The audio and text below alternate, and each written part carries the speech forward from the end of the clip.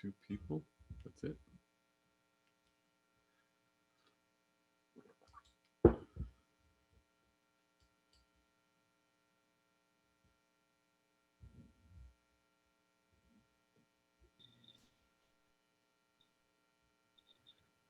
Hi, everyone.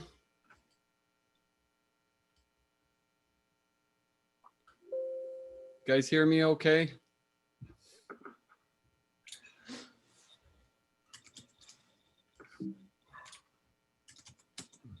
Okay.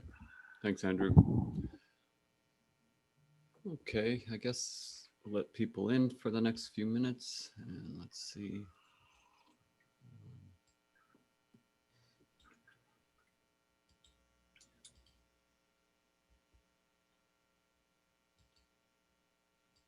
There we go.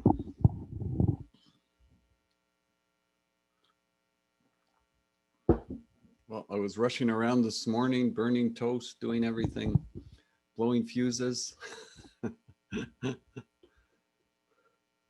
I didn't even have to drive to work. Okay. Okay, so what I wanted to do whenever, I'll talk a little bit about the upcoming test, but I was going to mention to everybody, I'll mention it again afterwards, but I'm going to move the test date from week 7 to week 9 for the simple reason I have like a bunch of groups on Monday and I want to kind of get things more aligned. So what I'm going to do is I'm going to move it to week 9. Next week, I'm just going to make next week's class just sort of a question and answer class for anybody that's got any questions or anybody that's, you know, struggling with anything. And the following week, then we will we'll finish up what I want to cover today, which is site logistics, and we will give it a test review, a full test review. So that's what I'm thinking about right now, because the way the class is, the Monday class has missed 2 classes, so I'm trying to even things out a little bit, and I think that's the best way for me to even things out. Hopefully that's all right with everybody, and I'll of course post it on Blackboard as well, so I'll get that information out on Blackboard. All right, so today we're going to be looking at lecture 5A. Yeah, I'm definitely going to put a test review. I'll do a video for a test review, and then I'll do some time in the class for a test review. So you'll have it both ways. The class, probably I can answer like some specific questions and examples and stuff. All right, but I'm going to continue to post every week. I'm going to have your videos, right, for the lectures. Okay, admit all. All right. So I did post, and let me just fix things now that I did that, because the screen always changes when I switch. So I'm just going to chat, get the group members up. There we go. Okay. So I posted lectures 5A and 5B on Blackboard, and 5A and 5B are really about site logistics. I always try to figure out why that happens. Okay. 5A and 5B are on site logistics. So let's move that over there. So it's a big important area, site logistics. And it covers a lot of things. Okay. And hopefully if you saw it, it's probably one of the key areas of site management that we're talking about in this course, because site logistics and site layout and control and how we set up the site means a big thing, really makes a big impression on the success of the project. So for example, if we're able to, it's bothering me here.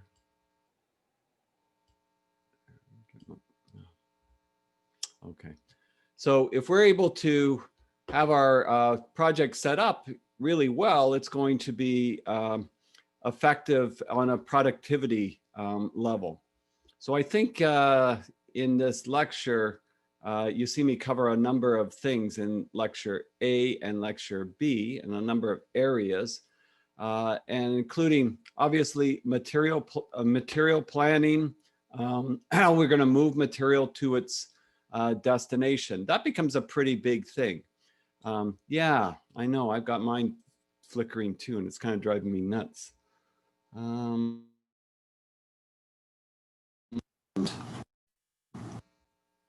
Hey Tom, Yeah, you could probably try unplugging and plugging it back in, like just the screen aspects of it. that's what I was just going You to can give try. that a shot if you like. Yeah.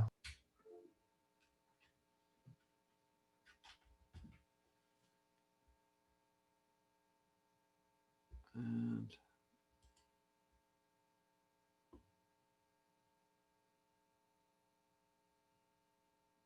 seems to be okay now. Thanks, Ravi. You guys get it? Okay. Yeah. Okay. Yeah, it was flickering at me at the side. I got a different screen. It was kind of distracting me. Perfect. Okay. So uh, the actual project material planning layout is important. So you got to think about materials, right? How do we get it to where we need it? And how do we get it to where we need it in the most cost-effective way? And how do we get it delivered when we need it so that it's not in everybody else's way? So we have to think about material coordination in a lot of different ways. And it kind of depends on the complexity of the project. It depends on what we're trying to accomplish. But if we think about a condominium project, let's say, and how we want to get that material into place, let's say it's concrete, we have to decide, well, do we want to use a bucket to move it up and down to get it into place, the concrete, or do we want to maybe pump the concrete into place, and then that frees up the cranes to do other things?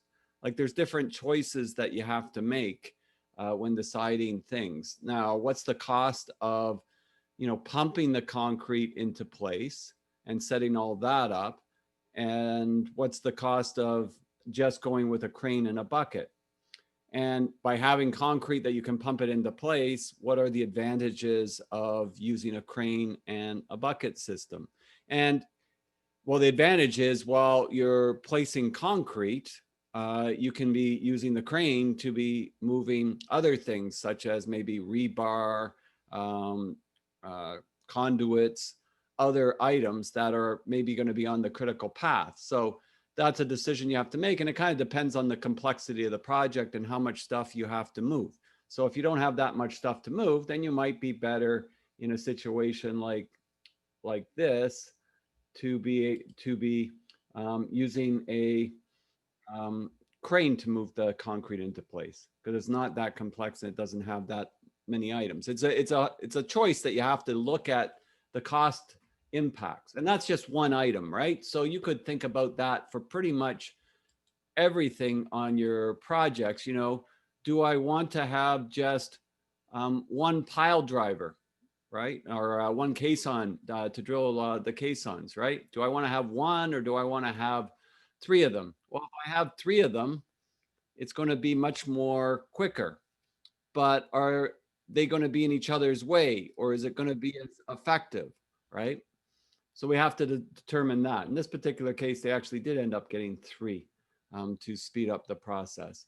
So there is clearly an issue with regards to what or how many particular pieces of equipment do we have. like I say in the video, you've got basically a dump truck here that the backhoe is putting soil into, and there's one in waiting, and that's the way it should be. So you see the other one's waiting over here, and it's in position. So what's the right spot? What's the right position is important. You don't want this one to drive out and then another one to drive in and get into position and back out. That could waste 2 or 3 minutes. If you waste 2 or 3 minutes on every truck over a day, it's going to add up to probably a couple hours worth of time. You don't want to lose that time because you got the cost of the driver, you've got the cost of the truck. So there's time impacts. And if this is slower and you've allocated enough trucks and have an expected cycle time, how long it takes for the truck to get filled, and then you take longer, then you know what? You're going to have a lineup of trucks down this road here. You can't see it in the image, but there is 2 or 3 trucks here in this on the road on the side. You don't want to have 12 trucks on the road on the side if they're going to have to wait, 40 minutes before they get filled. You want to have a constant rotation. So how you consider material handling really has an impact on your overall cost. So that has to be part and parcel of the thought processes. So site logistics is all about those types of things. The other thing is, I think I referenced the Leadenhall building here. And the Leadenhall building is in London, England. And I think I referenced the video for that. Did I put that in the YouTube notes? I thought I did. Anyways, if you didn't see it, it should be under the YouTube video, and if you the link to it. It's called the Leadenhall building. And I definitely reference it in the video. If you just even go to YouTube and you say Leadenhall building, spelling it that way, you'll see a PBS video. And it's really an excellent video that illustrates the construction of the building.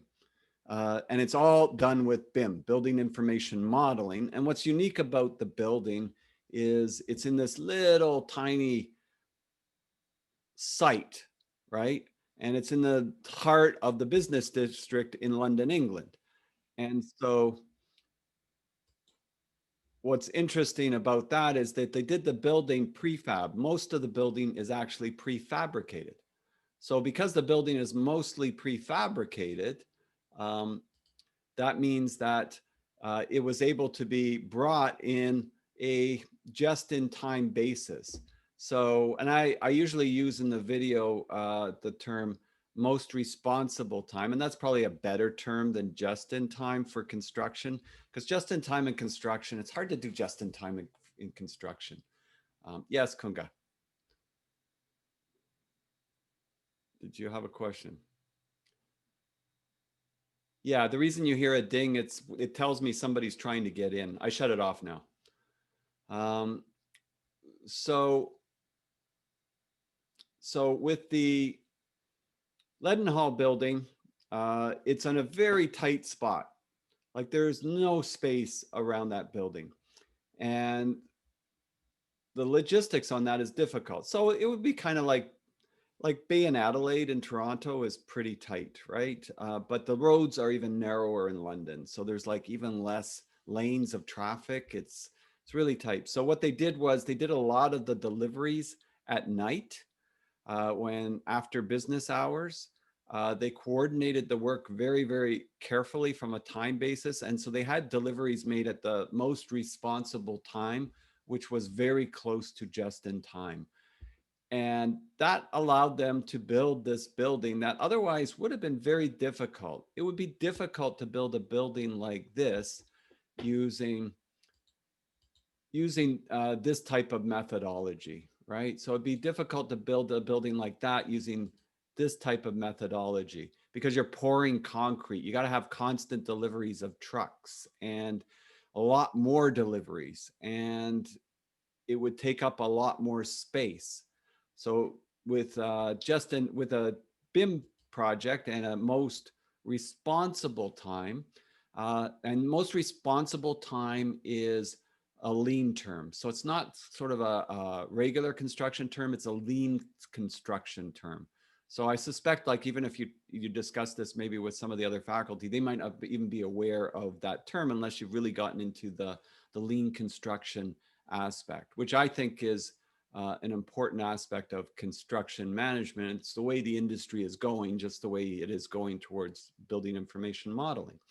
So I think in future, you're going to see more of this kind of construction. Now for you, you know what? If I were you, I would be a little bit concerned about a career, whatever the career is, uh, with regards to, how is the world changing and how is this going to affect me in my work?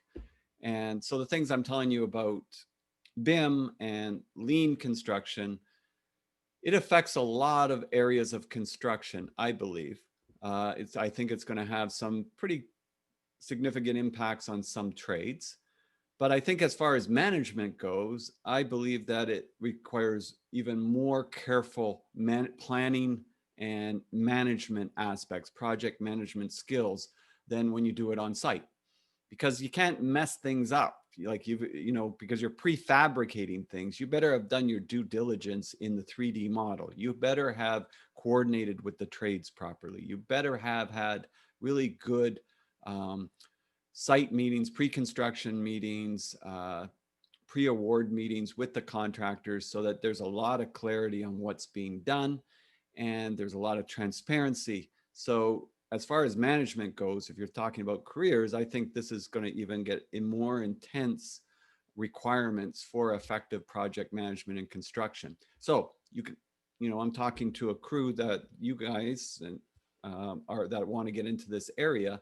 I think that it is going to be really beneficial for you because it requires a lot more skill sets. And it's not something that is sort of taking away your work, because you really do have to manage this much more carefully and closely to be successful at it. So that's a positive anyways, from the construction point of view and from the site logistics point of view. So it makes it easier that way for career-wise, that it doesn't become redundant. All right, so that's that Leadenhall building. Like I was, I took those pictures when I was actually in London myself, and of course I go to London, and my wife wants to see all the museums and everything, and I drag her around looking at the Leadenhall building. So not everybody goes to London to see the Leadenhall building. Anyways, so as far as things, you can see, like even on a condominium building, the stairs are prefabricated. So of course that saves tons of time. They prefabricated stairs for a long time for things like condominium buildings, but a lot of stairs aren't prefabricated. And there's a lot of work that goes into building stairs on site. And there's a lot of forming requirements. So that takes a lot of time. It takes a lot of space when you do it that way. When you can have it prefab, comes off the truck and it gets put into place as the building is going up, that's just a coordination issue and a planning issue. And it takes a lot less time on site and a lot less effort on site. So that actually makes you shorten the schedule somewhat. If you had to get the stairs formed, at each floor as they're going up and take that extra time, it might actually slow down how long it takes you to do per floor. So that can actually then delay the efficiency of the building. So these types of things are the things that you're looking at, and you're trying to look at, well, where can I get efficiencies in practice and in use in these things? So that sort of makes sense with that. And of course, so the material handling, as I was mentioning, how do we move it? The type of crane that we use. And you probably, Miles might mention the type of crane that you're trying to use in a particular area. And that kind of depends on a number of factors. The speed of the crane, the overhead rights, that's a big deal. Overhead rights, you have to make sure that you've cleared that and that you can have the swing crane swing over another property. In this particular example, it's maybe not a big deal, not as big a deal, because I don't think it actually, I think the property is swinging over is all Concord ADAX property. But in other examples, it would be a big deal. If it's swinging over somebody's house, then they have to have you have to get overhead rights from them.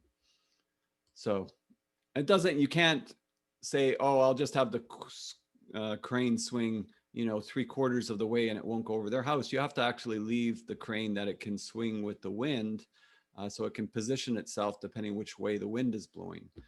So you can't lock the crane in place in a particular position, as an example. So you might not be able to use a tower crane, then you might have to use a luffer crane. And a luffer crane has a little bit different position on it. I don't know, I thought I had maybe a luffer crane image in one of the pictures, maybe not. That's just checking. There it is. So that's a luffer crane. So there's actually, in this particular example, there's actually houses that were nearby when this was being constructed. So I'm assuming there was a problem getting overhead rights. That's probably why they used that particular crane in that particular case.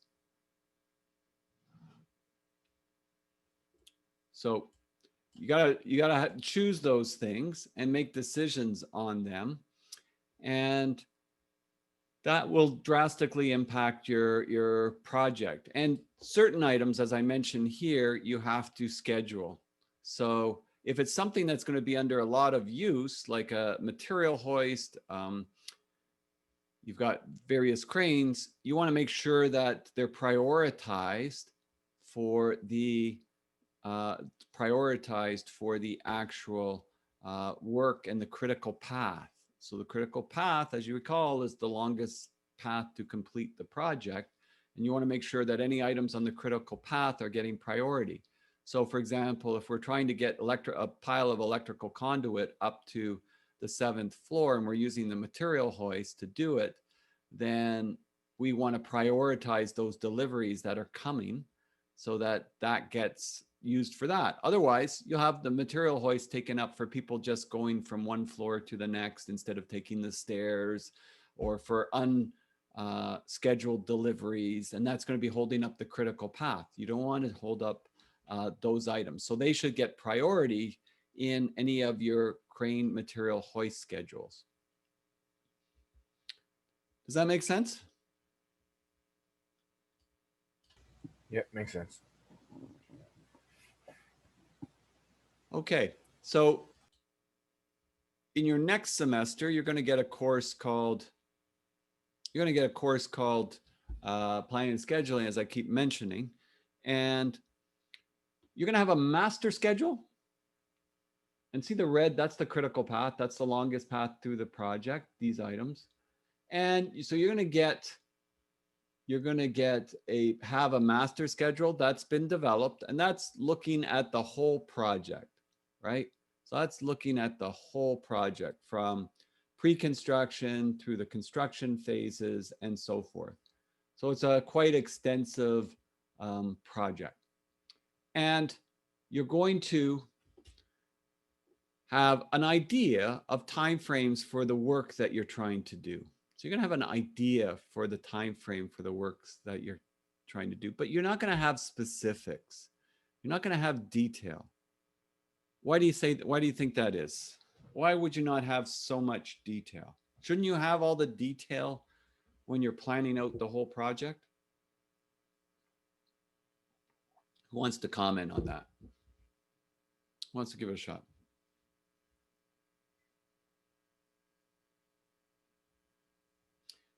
Yeah, micromanaging doesn't work, but what are we saying with this though? Why won't we have more detail, Kunda? Yes, right. So number one, you're onto something there, Kunga. The trades will have a lot more understanding. So why don't I pick the brains of the trades when I'm doing the master schedule?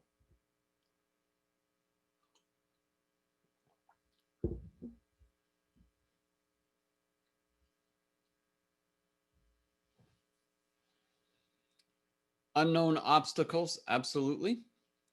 And by the way, I should pick the brains of the trades when I'm doing the master schedule, the trades that I know that I'm using, so if a lot of times you win the project and you start the project and you're in pre-construction and you're procuring the different trades. And as you're procuring the trades, you're trying to lock up timeframes for the work they're going to do and the schedule items. So you should definitely be collaborating with them during that process. But some trades you might not have procured yet, so that's for sure. So you might not be able to consult with them at that point. And all right, so you consult with them. Even though they're really good at what they do, M&E Rough-In in the floor finishes, they have an idea how long overall that's going to take.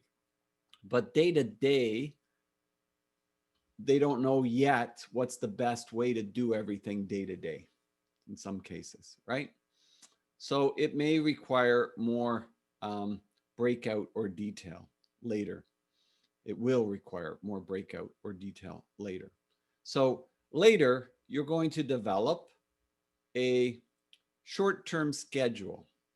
And the short-term schedule is where you're going to get a lot more detail because you're going to have the trades on site and you're predicting and basically developing the schedule for the next, this would be for a 2-week look ahead. There's 3 weeks.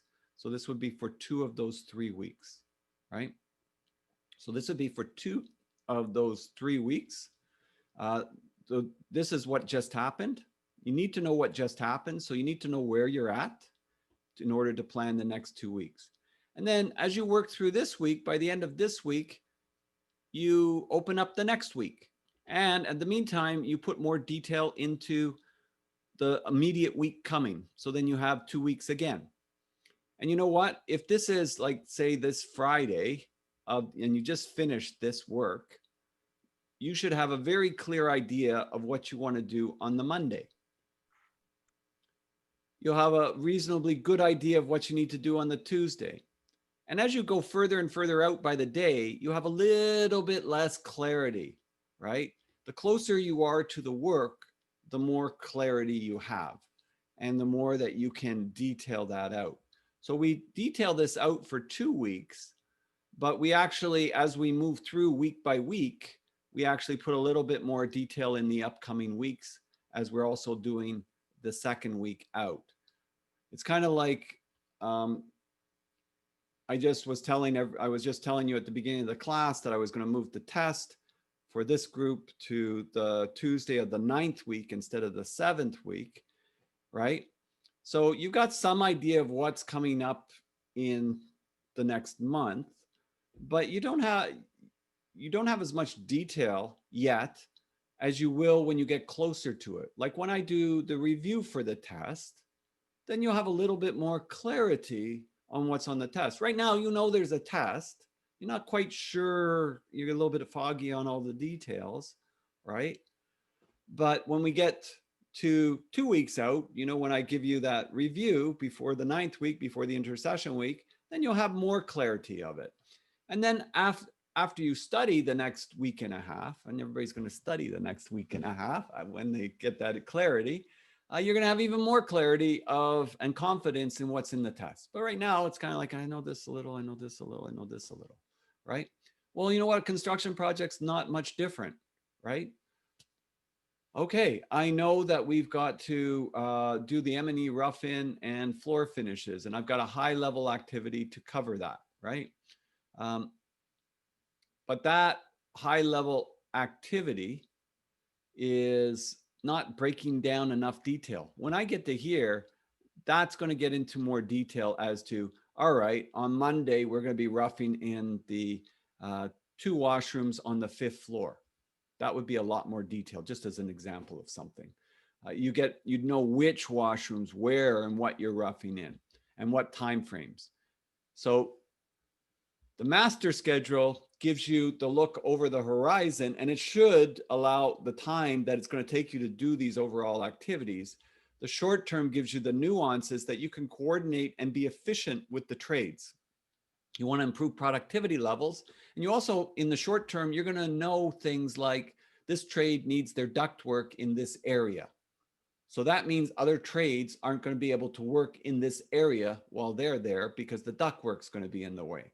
So that kind of nuance is the site logistics and the management of those processes. And you might have to also coordinate, well, if they're going to get the ductwork in this area, then they're going to have access to the material hoist during this time.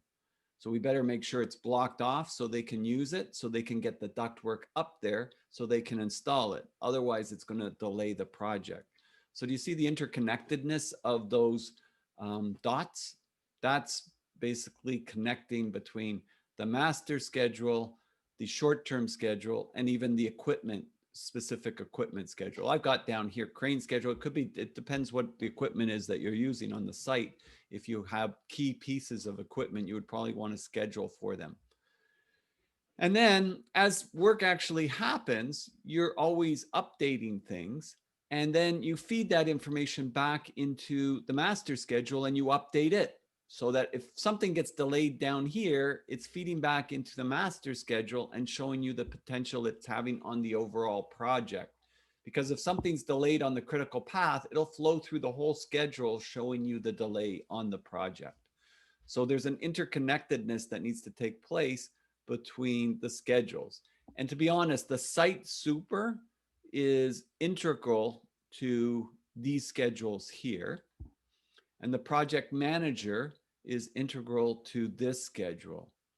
So they have to collaborate and work together to make sure these end up staying in sync. If changes happen here, then we have to change it up there, right?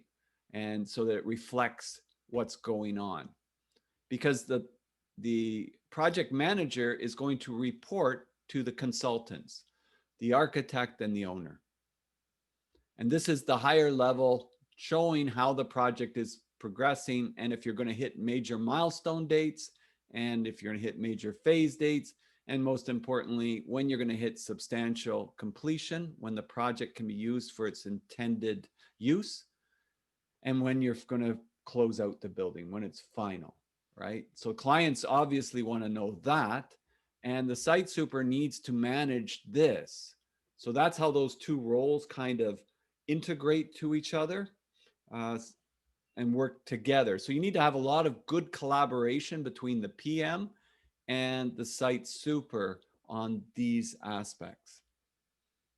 Does that make sense? Because I think a lot of people have trouble with that. Good. So when you have a site super and a PM that kind of don't get along and they kind of do their own thing, then what happens is you get a site super that kind of does this and doesn't really give accurate information back to the PM.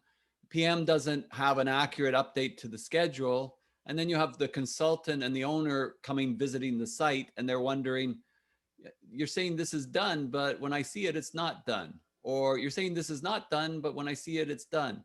It's not good when you don't have transparency and connectedness in the activities. Plus, going back to what we talked about before with submittals a couple of weeks ago,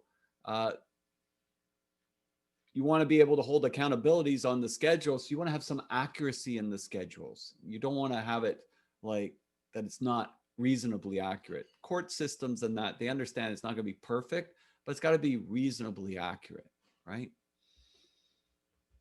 So that's a problem when you don't have good coordination, good communication between the site super and the in between the trades. We actually, what I actually recommend with the site super and project managers when I'm doing consulting work is that once a week, the PM and the site super, they walk the site together. Site super walks the site pretty often if they're doing their job, but it's good practice to have both the site super and the PM walk the site, have discussions about what's going on. They both get on the same page with what's going on. They're communicating with each other. And as they're walking the site, they're talking to the various trades, the various foremen, making connections, building relationships, observing that if something looks like it should be more resources on it, why are there not more resources on it? And asking questions, right? Nothing better than asking some thoughtful questions and then digesting some of the responses that you would get from the various trades. It's a very good practice, and it's called MBWA, Management by Wandering Around. It's also called in lean construction terms, Gemba walks, or quality walks. So it goes under a variety of different names in different methodologies, which tells me that it's a very useful practice. I know for sure it's a very useful practice, not just in construction, in any kind of management.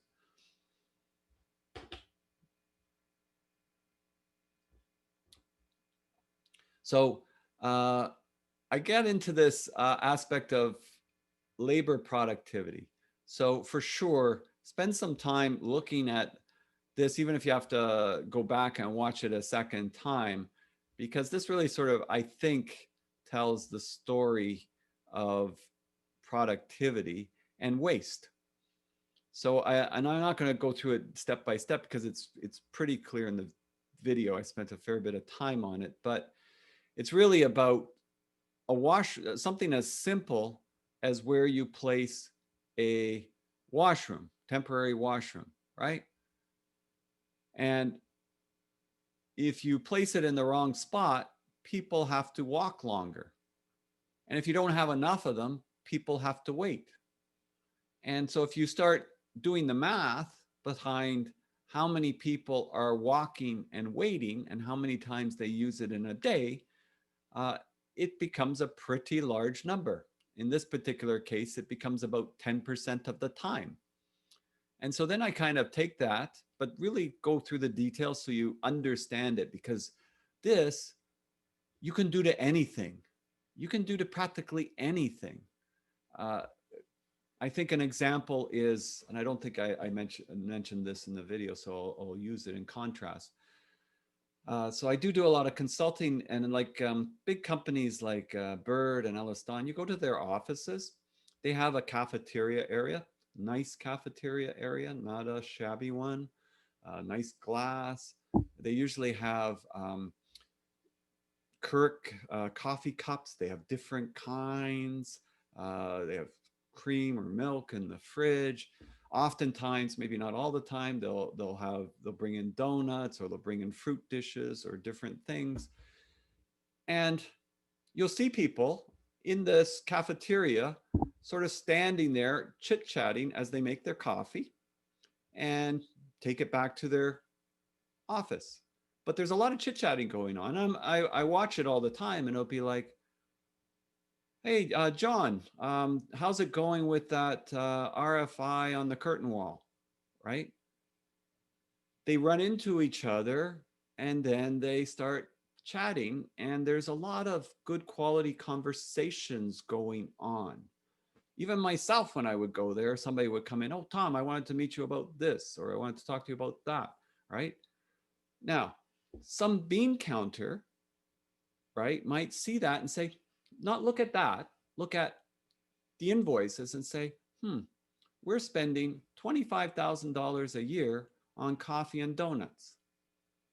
We could save $25,000 a year by cutting the coffee and donuts. So if they did that,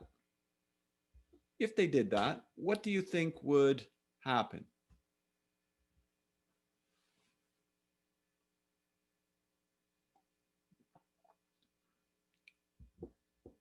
Yes? Yes? Looking at the chat. If you see me look this side, I'm looking at my other screen. Yes? Yes, Isabella, yeah, for sure. So you do lose that, and that's hard to quantify, right? It's hard to put an exact value on it, right? You know, it's hard to put a dollar to that because those are the soft things, right? Like some of them are, I can't say how much value it is that I asked you about that RFI. Maybe you had forgotten about it. Now it reminded you, and now you're going to take care of it. That's a big value. Okay, but I can't quantify that. So, but there's definitely those aspects there. What could I quantify in this? Because I can. Could I get a good quantification on? I got an idea, 25,000. I used 25,000, 25,000. So that's a nice hard number. What could I quantify using this sort of aspect of the washroom? So you're right, Kunga, the 25,000, that's good.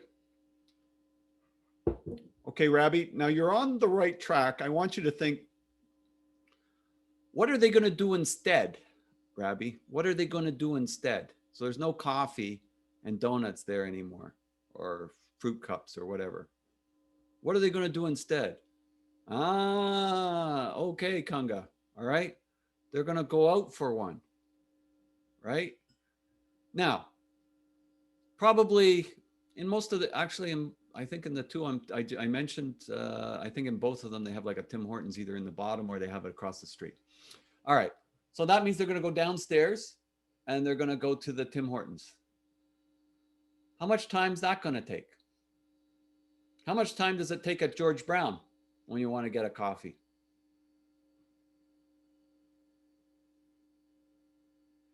I often say that George Brown, they should have a sign outside that says Tim Hortons and then a small sign that says George Brown. When you look at the lineup at the Tim Hortons in the cafeteria, sometimes it's like a mile long, right? Yeah, exactly. And you know what? A lot of times it's not only George Brown. A lot of times places, office buildings and that, they have certain times where they're very busy, right? And in that line, are you all together with all your fellow employees? Probably not, because everybody's coming from every other office. So you're probably not talking to many people in the line because they're not, maybe somebody works for the hospital. Maybe somebody works for a doctor's office. Maybe somebody works for an accounting firm. They're not part of your company. So you don't get that synergy of conversation going on. So how long does it take to go down? How long does it wait? How long does it take to go back up? And compare that to how much time you're on the same floor, you're right at the coffee area, how long it takes for that. And typically there's not long lineups, right? So we could run numbers on that and effectively it wouldn't take long to probably find out, yeah, you saved 25,000, but you spent 150,000 in wasted time, right? Not even counting the added value of what I said is difficult to measure, the relationship building, the sort of enlightened conversation about your projects and reminders, the quality of those talks. That's even another value added.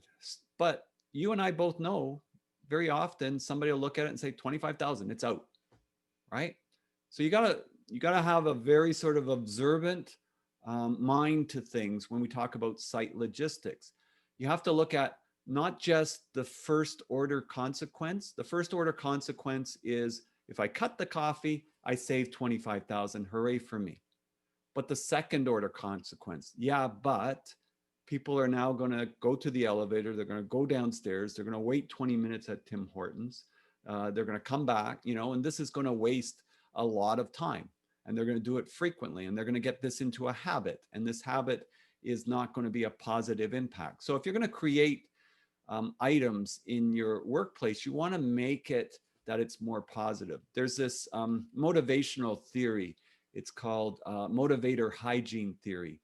And it's called Hertzberg's motivator hygiene theory. And there's things that motivate people when they do it. And then there's hygiene things that they don't motivate people, but they demotivate people if they're occurring. So there would be definitely a hygiene factor if you took out the coffee and you went to letting them go and get it themselves. All right. And that would have a negative impact on the culture. Whereas I think if you have an engaging culture and people are meeting around at the cafeteria and there's these discussions and positive sort of exchanges, that can tie to the motivator side. And to do that, you have to create in your facilities something that helps that happen. So there's something to be said for the facilities. Facilities itself won't get people motivated and pumped up, but it creates an environment that makes it more easy to happen. Just like this would create an environment that is making it that people are going to interrupt their work for longer periods and there's going to be more frustration, hygiene factors coming into play that even have other underlying issues.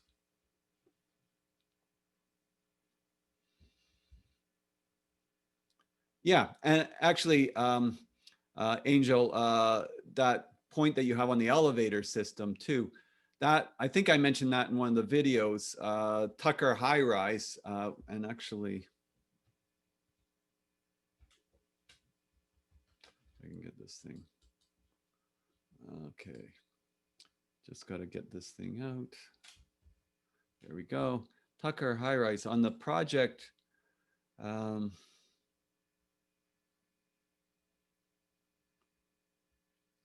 I got an image somewhere there. Yeah. So this building here is being built at Young and Bloor. I haven't been there in a long time. I wonder how many floors they're at, but this was last year. So this is the other one that's on the southeast side of Bloor. Great Golf and Tucker High Rise did this building. And so they had in this building a really, really fast elevating system for their materials during construction. A really fast elevating system for the construction. It was an article that was in the Star about it. And they were saying how much money this elevating system saved because it could move really fast up and down. Because this building here is 80 stories, right? This one I think is going to be 100 stories, but this one is 80 stories. So you can do calculations just like we said on the bathroom on the speed of the elevator compared to one that's slower. And you can start doing calculations and estimates of what that would save you. So then you got to look at, all right, so this super fast elevating system is going to cost an extra $200,000, but it's going to save us $2 million when we do the calculations. Makes sense, right? So you can look at things in that way. The other thing I would suggest to you is, and kind of got this tip from a senior VP at Mattamy Homes, and he told me about Peter Gilgan. Peter Gilgan's a really nice guy. I've met him a few times. I've had lunch with him a couple of times. And he looks at things a little bit differently. And I think that's probably why he is as successful as he is.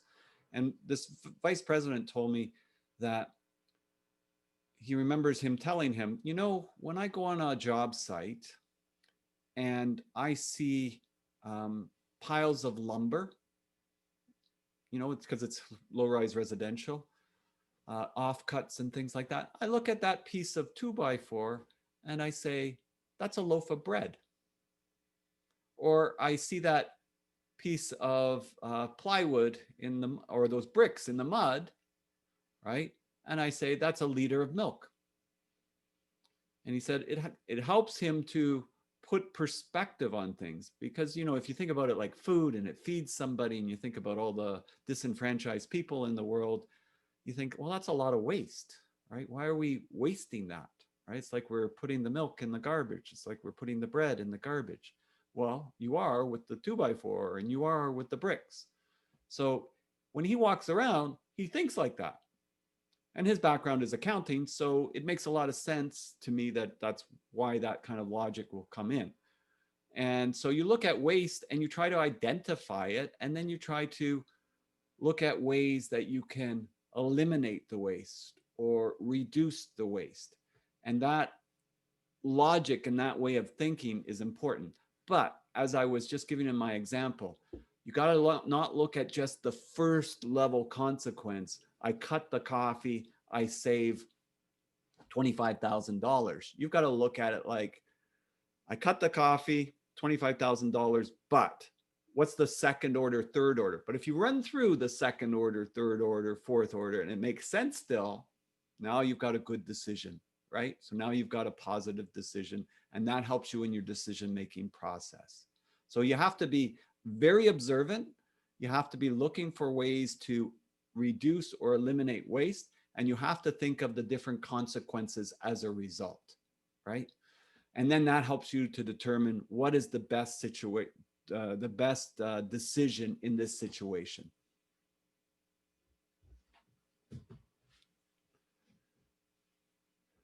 You found it, Kunga, the article on the elevator, is that it? Oh, thanks for that. Thanks for that. Excellent. Maybe I'll post it on the site. I'll do an announcement later on. Thank you. So when we think about waste, and then I go through this in the slides. So those previous 2 or 3 examples I gave you, I don't do in the video, so probably good for that. I try to make it different when I'm explaining it, but this I go through in the video. Construction has 32% waste. Depending how you look at it, construction actually has, lean construction, they would say that you actually have about 70% waste, because they kind of count all this non-value added stuff as waste, right? But this is necessary waste. This is unnecessary waste. So really, this is the area that we think about where we can make improvements. And when I do this with people in the construction industry, nobody argues with me. Nobody sort of says, Tom, you're crazy. We don't have that much waste. We have maybe 10% waste. No, you have about this much waste. This is things like workers waiting for work waiting for workers, right? This is the washroom example. This is if I don't have the trucks in the best alignment. So if I looked at manufacturing, it would be much, much less, much less, the amount of waste. In construction, so let's say manufacturing's at 5 or 10%, say even 5%, it's hard to get from 5 to 4%. But for us to get from 32 to 28% to 22%, I think it's a doable proposition. The good thing, I look at this is an opportunity. This is a positive thing for you, because it means there's lots of opportunity to look for savings. And that is a gold mine. Your competition obviously is got a lot of waste, and they're looking to improve, but a lot of them aren't. They're kind of stuck in their ways, and they just keep doing things the same way.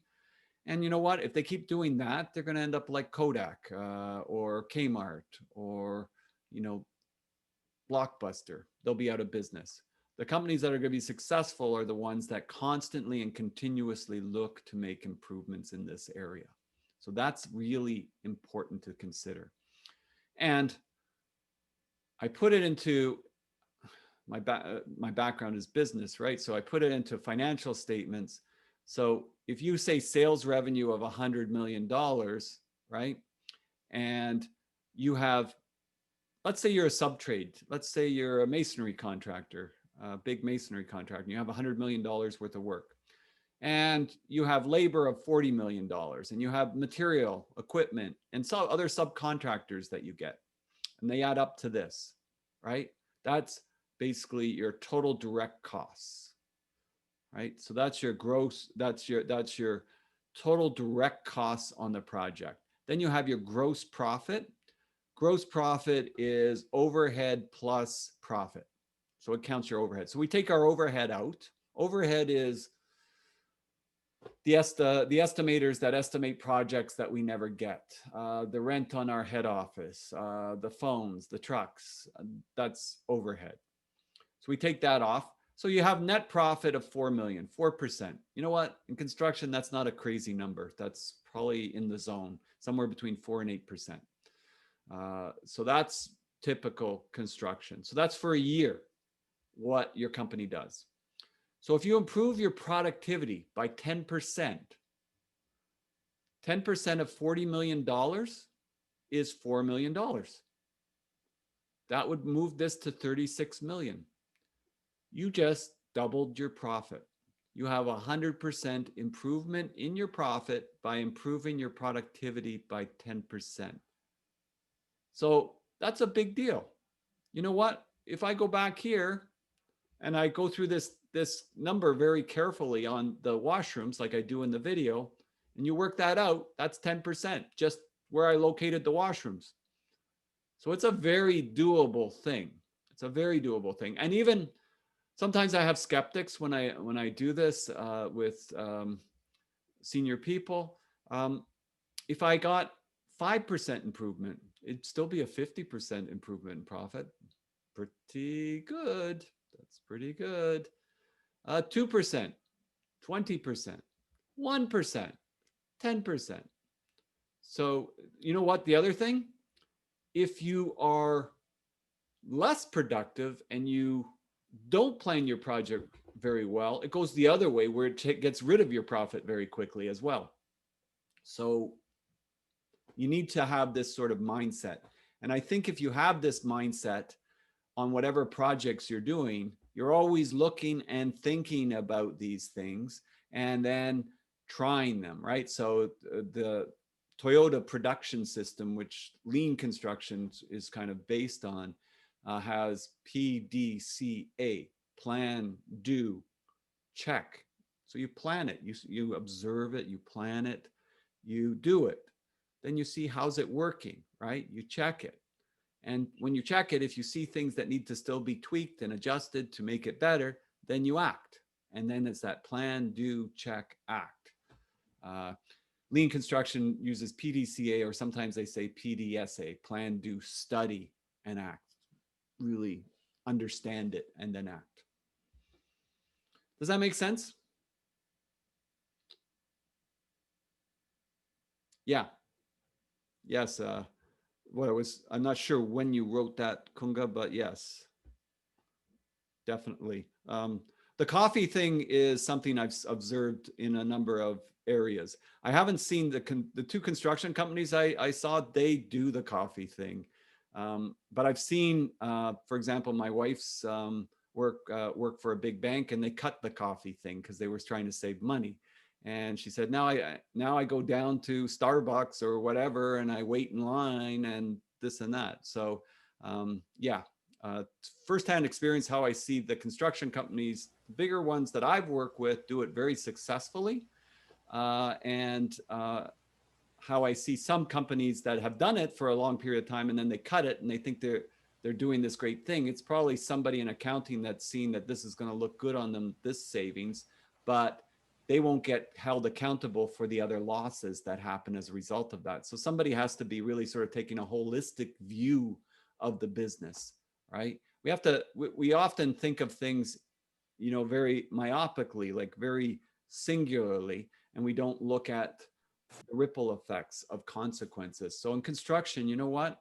It's difficult because we have all these subcontractors who like to look at things myopically, like for what they do. The best construction companies try to engage them as best they can in the financial models we use to think of the system, right? If you're the HVAC sub and you're late on this, look at what it does to the rest of the project, really educating them on this. Or if you bring this much material at this time, we will have no place to work, really crystallizing those things, because sub-trades tend to think very, and when I say myopically, I just mean like very singularly at one thing. They don't look at everybody else, right? And part of that is how they're getting paid. So that's where we have to have a change in mindset. Ideally, if we changed our financial models and we went to something more like what this report recommends, integrated project delivery models where we share in the profits, then it would be much more easy to engage that collaboration.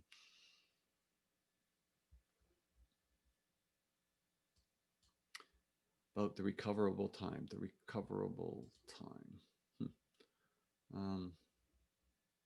Oh, 32%. Yeah, absolutely. It's easy. I can see it everywhere. I can see it everywhere.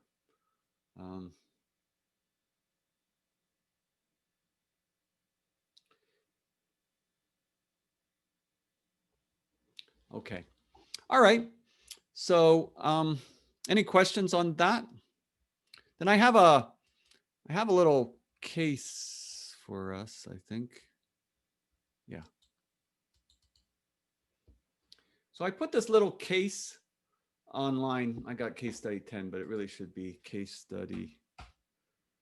What are we? 5, right? It's a case study I did in one of my books. So what I want you to do is read the case. So I posted it on Blackboard. It's under the lectures. So it's under lecture 5 and it says discussions. And so I want you to read this case, and then I want you to answer these questions or discuss these questions. And then we'll come back and we'll have a sort of little discussion on it. So if you can in your groups discuss that and make sure you think about it and make it resonate. This stuff all makes your tests easier to do because the more you talk about it, discuss it, it's different listening to me, but it's another thing when you discuss things, it sticks better and it's easier to study for things that way. So it's why I do this kind of flipped classroom scenario. The videos are good, but then also when you're discussing things and you're asking questions, it resonates better. I'm going to put everybody into groups now. So I'm going to do breakout groups. So I haven't done it yet. So I just got to see. Oh. So there we go. So I'm going to assign you and I'll pop around to a few groups as I can get to. So I'll assign, create, and then so if you can have somebody in each group try to take some points so that when we come back, we can discuss it more evenly that way. And I'm just going to check. Yeah, maybe I'm going to put 12 minutes. So I'll give you 12 minutes to talk about it. Okay. And I'll open them up.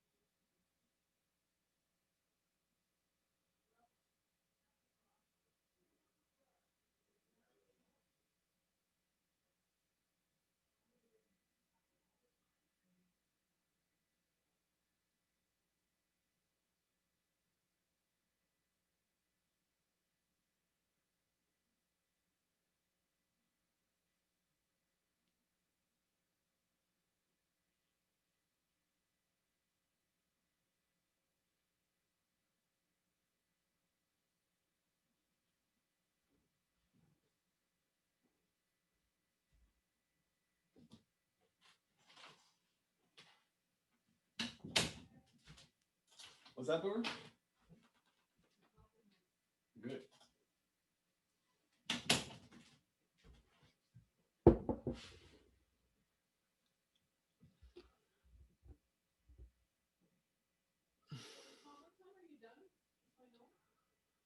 Well, I got that meeting with yeah, so that's at 11. So however long it takes. So probably 11. I'm thinking it should be done by 11:30 or so.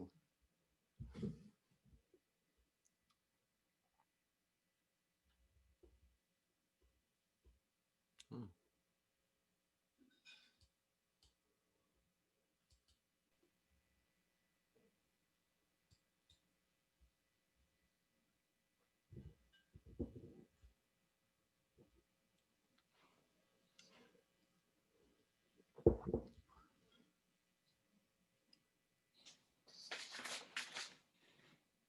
How are you guys doing? Hi, Good. Tom. I'm Mamun. We are actually possibly everyone is reading the narrative first. Then we will possibly discuss with on the questions. Yeah, I guess I came in too soon.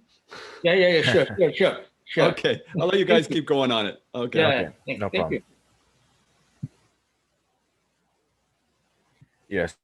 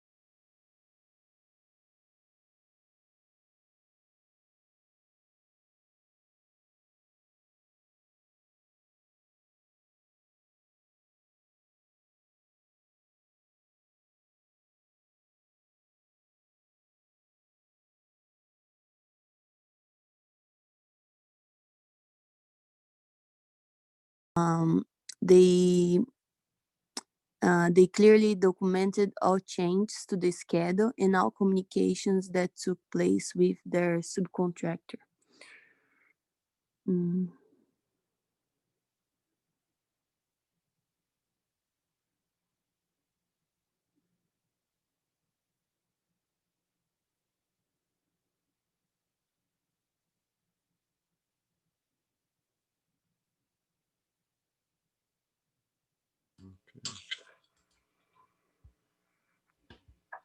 How are you guys doing?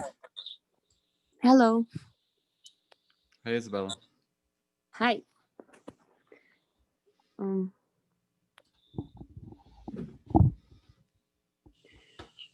I guess I'm waiting for the other participants. Is anybody there or nobody? Yeah, I think they are reading the case. Oh, okay. I think we're just about out of time. Yes, I know.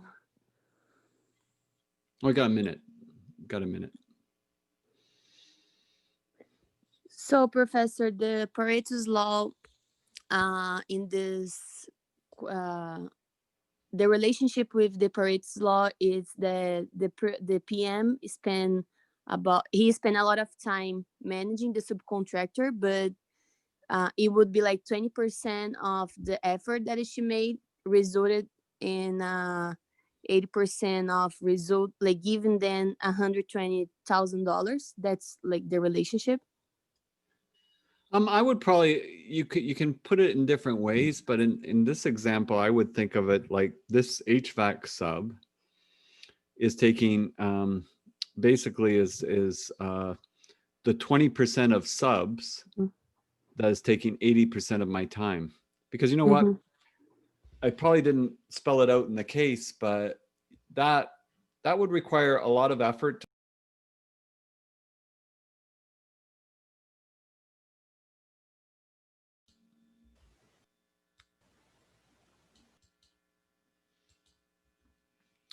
So I was just talking with Isabel's group, and so she was asking me about the 2080 rule, and maybe I'll get more to that answer again, Isabella. But let's see what others have to say. What did you get for the 80-20, the Pareto law aspect that I mentioned?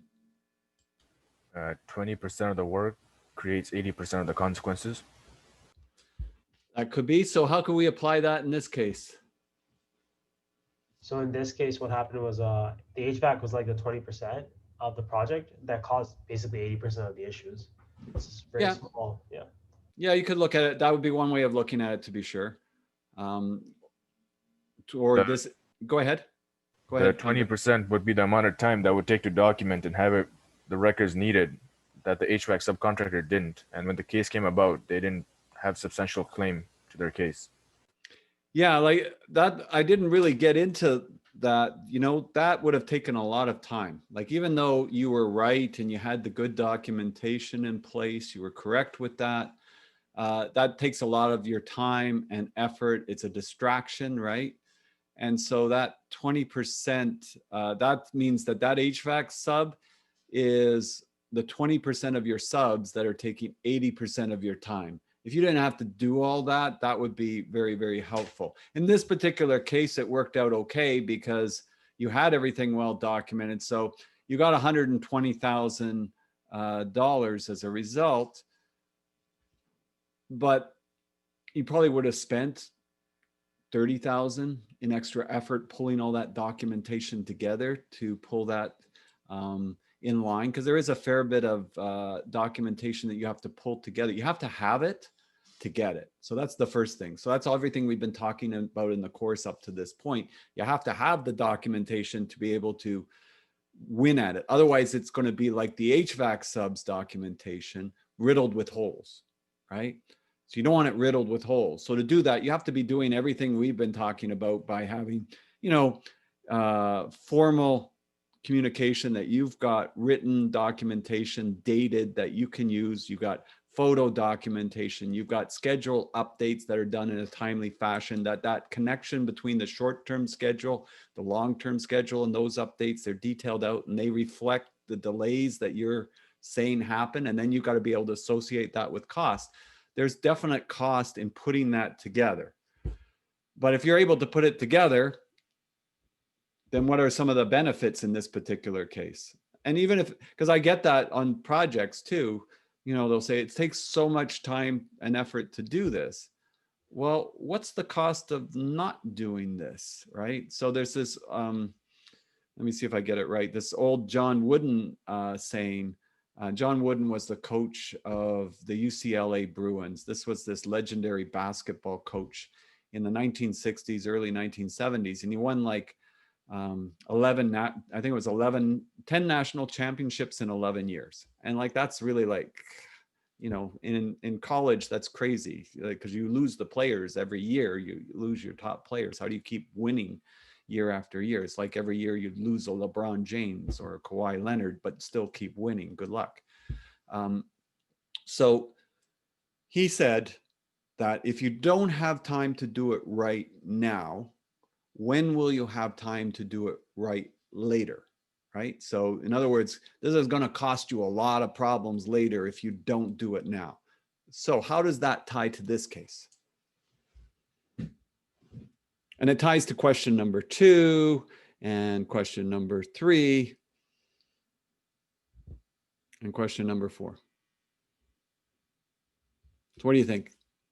Sorry, would that be within the context of what Rabbi said in terms of what ABC Contracting should have done, or is this about the HVAC subcontractor? It's about the GC. So what did they do right in this with regards to how they handled the HVAC sub that took 80% of their time? They made sure to document all the changes that the HVAC subcontractor asked for, so they had a record when it came to the dispute. They already had the record because that's their practice, right? So that's the way they operate. So they already had the records. You know what? The records, they had the detailed information, but they had to mine that information and put it into a cohesive case that would spell things out. And that's not their business model that they normally would do that, right? It states that. It states that they would not go after this HVAC sub, except what?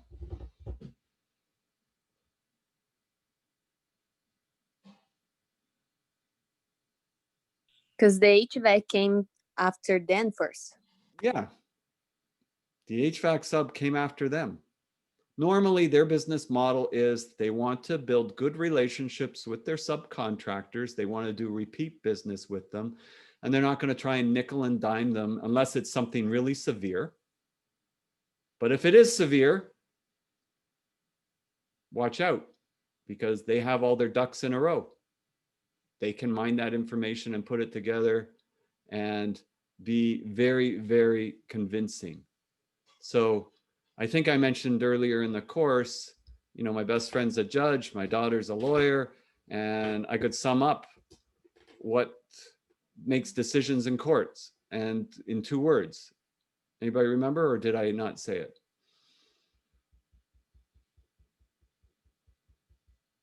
You're a judge. You can sum it up in 2 words. I did say it. So do you remember, Isabel?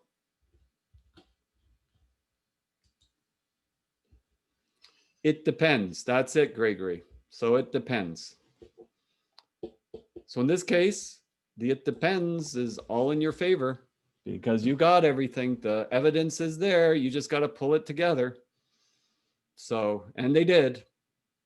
And they had so much clarity, they didn't even have to go to court. The other side acquiesced it. And you want to know something else? This is based on a true story, so it's not fiction. So keep that in mind. So what other things would you say? You know, what's the difference really between the financial model of the HVAC sub and ABC? There's different cultures, different companies operate different ways. I said that they made a business decision not to go after them. Other companies, they don't work like that. You know, it's like every single thing. ABC had a very detailed contemporaneously as-built documented account of the causes of delays, while the HVAC subcontractor's explanation was riddled with errors and untruths. How is that sounding like that? The HVAC subcontractor focused too much on themselves. Yeah, but that sounds like a GPS or something. Sorry, say that again, Kanga? Oh, that's interesting. Okay. Say that again. Sorry, can you hear me now? Yeah. Yeah, so basically the HVAC subcontractor, they were too focused on their aspect of the whole project going on, and the claims they were making were just for themselves, and then they didn't think about the consequences that would come after. Yeah, and you know what? And they, to be honest, the true part of the story too is the HVAC subcontractor was out of the U.S. and the U.S. is very litigious, and everything is always about delays and costs. And so more times than not, it ends up in litigation. There's gazillions of claims.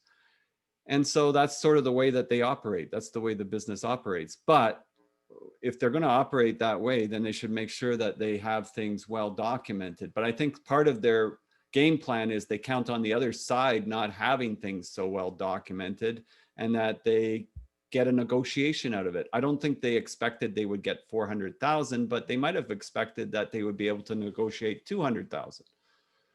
So at 200,000 out of a delay they didn't even cause. So that's just the way they operate. Now, I think there's consequences to your long-term business, because if I'm a GC, I probably don't enjoy working with you. So I probably have better choices of subcontractors in the future.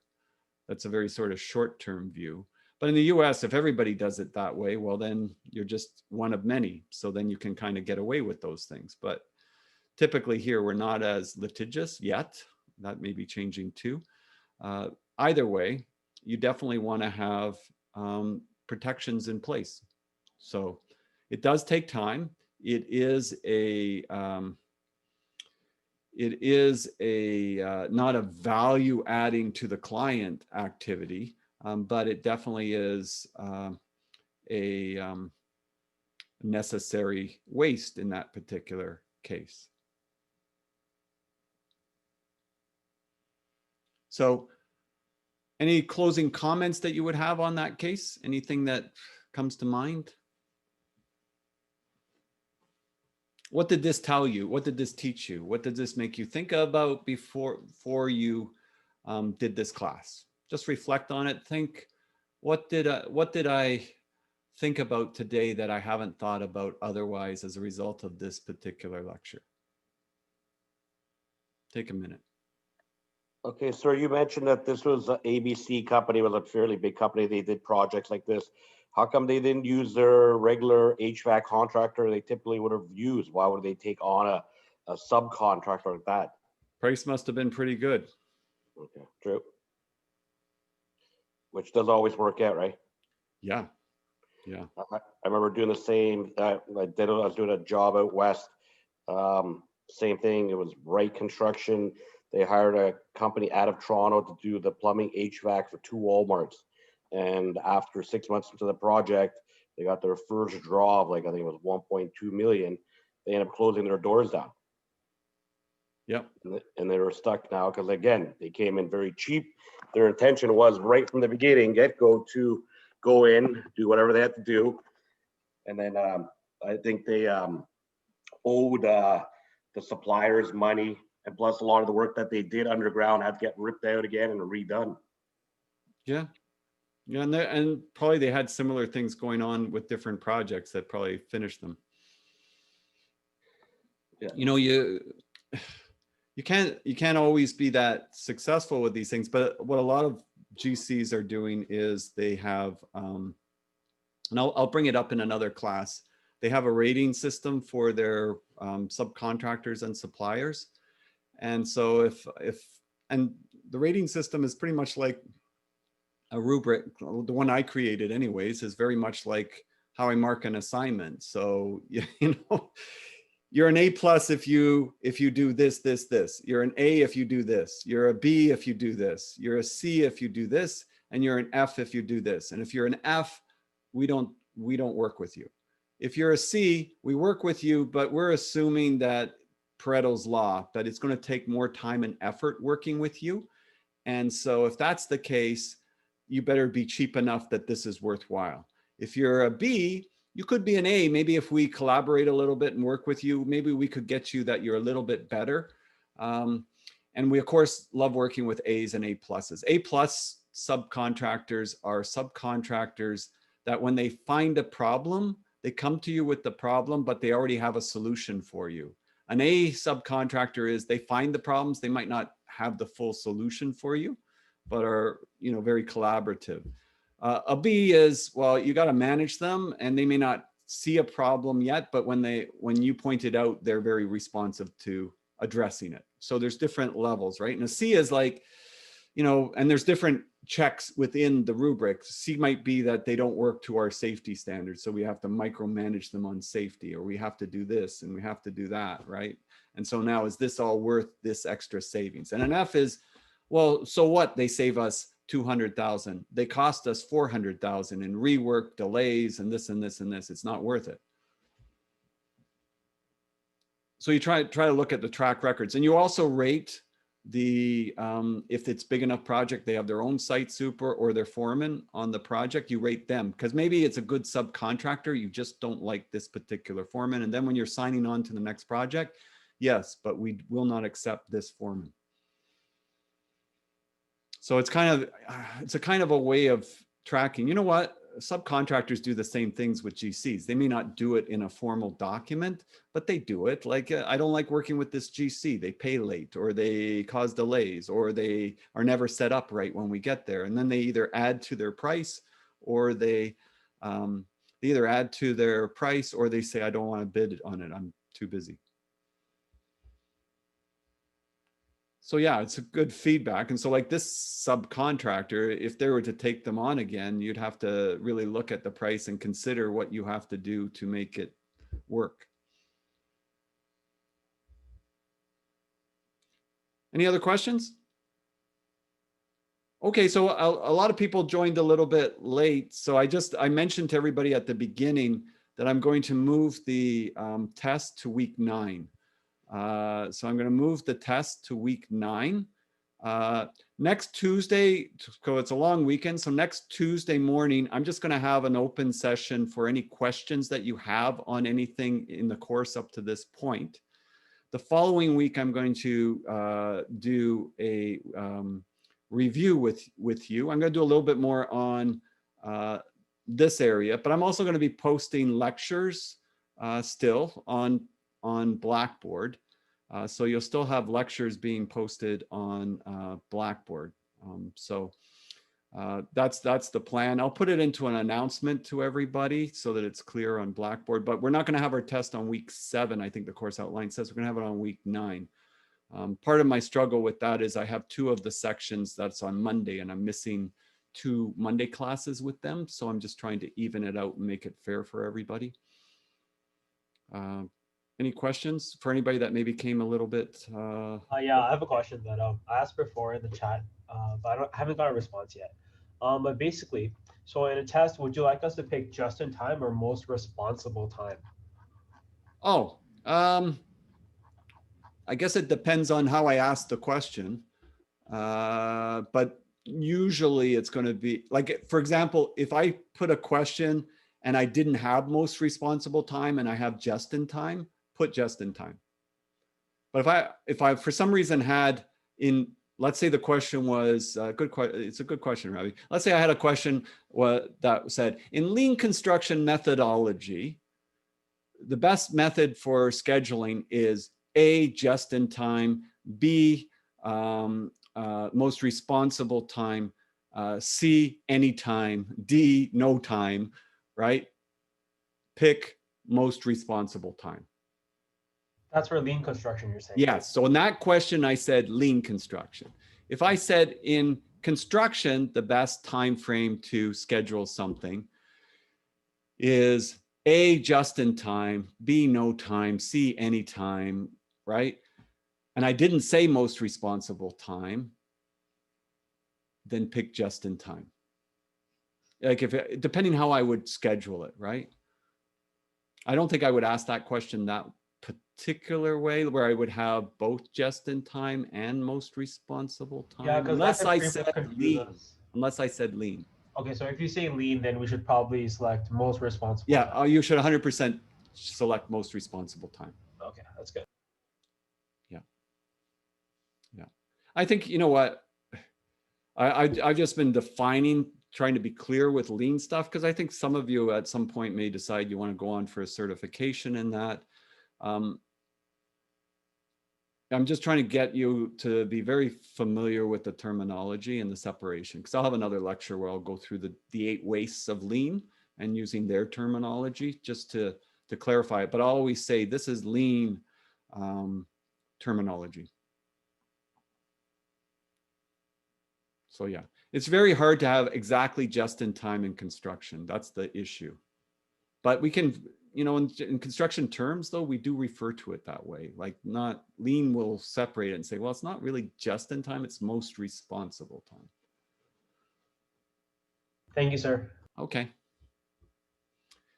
Okay, that's great. All right, so I'll see everybody then next week. Have a wonderful day.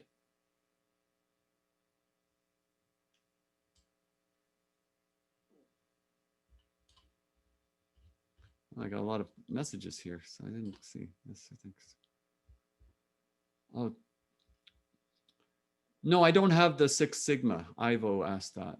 So no, I don't have the Six Sigma. That's more in the manufacturing basis. So I haven't done the manufacturing. Lean, I've taught a number of aspects in lean manufacturing at U of T, but I've not done Six Sigma. But Six Sigma is an outform from the work of Deming and Duran. Ivo, if you're still here. I guess he's gone. Okay. See you, everybody.